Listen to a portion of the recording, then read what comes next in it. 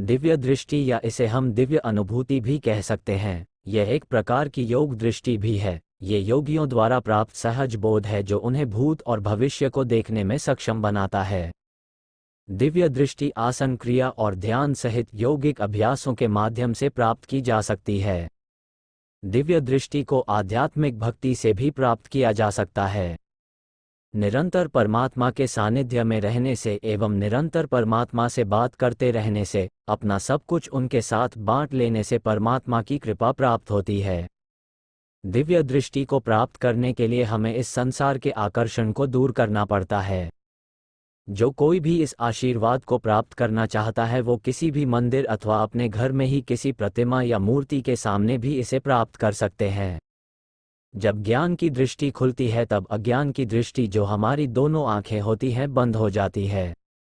जिस तरह अज्ञान की दृष्टि बाहर की ओर काम करती है, उसी प्रकार ज्ञान की दृष्टि आंतरिक जगत की ओर काम करती है।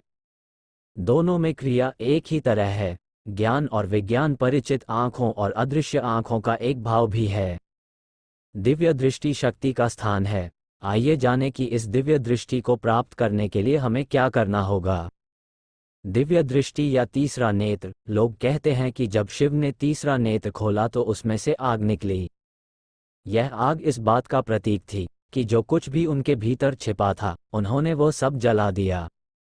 उन्होंने अपने भीतर से वो सब जला दिया जिसे जलाया जा सकता था, और फिर उनके हर पौ से पसीने और रक्त की जगह भस्म फूटने लगी। यह इस बात का प्रतीक था कि उन्होंने अपने भीतर से अज्ञान के एक एक कण को जला दिया, वह सब जिसे सच माना जाता था। जब एक बार ऐसा हो गया तो उनके लिए तीसरा नेत्र खोल पाना मुश्किल नहीं रहा। तीसरे नेत्र को खोलने के वैसे तो कई उपाय हैं, पर जो सबसे जरूरी बात है वो ये है कि आपके भीतर एक खालीपन होना चाहिए जो दरवाजे को अपने अंदर खींच ले और दरवाजा खुल जाए। शिव ने न केवल अपने विचार, भाव, रिश्ते, अपनी चीजों को जलाया है, बल्कि अपने वजूद को भी जला दिया है। अब पूरी तरह से खालीपन है, तो दरवाजा भीतर गिरेगा और खुल जाएगा। इसके अलावा एक और उपाय है। आप सब कुछ अपने भीतर रखें। अपने भाव या विचार को प्रकट करने का आपके पास कोई रास्ता नहीं हो। आप एक शब्द भी न बोलें।